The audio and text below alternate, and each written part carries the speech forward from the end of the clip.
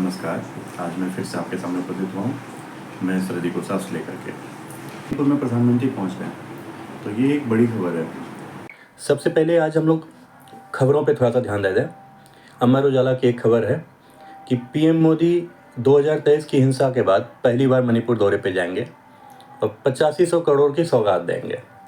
इसी तरह आप अगर अगले न्यूज़ पे जाते हैं, एनवीटी नवभारत टाइम्स का न्यूज़ है कि पीएम मोदी का मणिपुर दौरा तय, 3 दिवसीय दौरे में 5 राज्यों को 71,850 करोड़ की योजना की देंगे सौगात।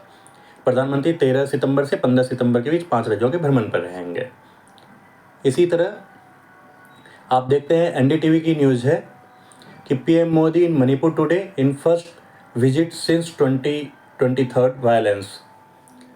और आप पीएमआई इंडिया का भी एक न्यूज़ देख लें जिसमें कि उसने डिटेल में बताया है कि PM to visit Mizoram, Manipur, Assam, West Bengal and Bihar from 13 to 15 सितंबर।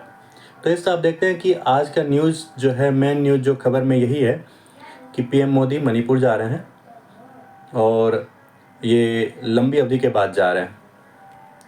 मणिपुर हिंसा के मुख्य कारण पे विचार करते हैं कि जो मणिपुर में हिंसा हुई थी 2 साल पहले, उसका क्या कारण था। तो कारण पे हम लोग बात करेंगे। सबसे पहले कि मणिपुर हिंसा का कारण मुख्य तौर पर देखा जाए तो उसमें था कि मैतेई समाज को अनुसूचित जनजाति का दर्जा देने की मांग की थी और उसके खिलाफ कुकी समुदाय ने प्रदर्शन किया था, जिससे हिंसा भड़क गई थी।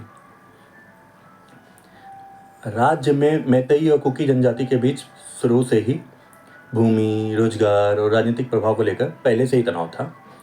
साथ ही भूमि विवाद भी बढ़ गया इस कारण से कि भाई SC/ST दर्जा मिल जाएगा तो फिर मैतेई पहाड़ी में भूमि खरीदने और बसने में कुकी जनजाति को दिक्कत होगी। तो इस कारण से, और साथ ही एक और मेन कारण जो था उस समय का, हालांकि ये तो कारण तत्कालीन हो गया, लेकिन मेन कारण जो था वो कारण था कि मुख्यमंत्री ने अफीम की खेती के अभियान चलाया था, अफीम की खेती पे रोक लगाने के लिए।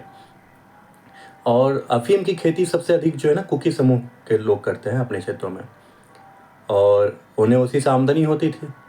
उनकी आमदनी पे सीधे सीधे चोट था।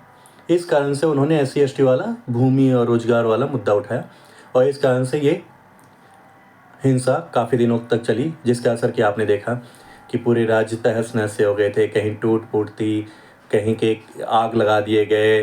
पूरे राजनीतिक स्तर पे पूरे भारत में, विश्व के समाचार पत्रों में भी इस पे काफ़ी सारी बातें लिखी गई, जिससे आप लोग अवगत हैं।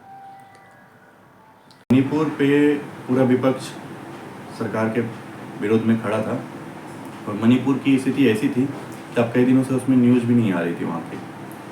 और अब आप देख रहे हैं कि वहाँ प्रधानमंत्री पहुँच रहे हैं, तो इसका मतलब है कि मणिपुर की स्थिति बहुत 90% सही हो चुकी है, क्योंकि प्रधानमंत्री तब तक नहीं जाते अगर वहाँ की स्थिति सही नहीं होती।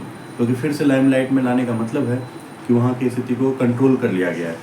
अब आप आगे देखते हैं कि वहाँ पे अब आगे जाके प्रधानमंत्री क्या क्या घोषणा करते हैं, क्योंकि वहाँ जाने के बाद ही पता चलेगा कि सरकार क्या क्या घोषणा करती है और क्या क्या घटी है, और कुछ नया कुछ घटा है, तो उन सब के बारे में आगे भी बात करेंगे। धन्यवाद।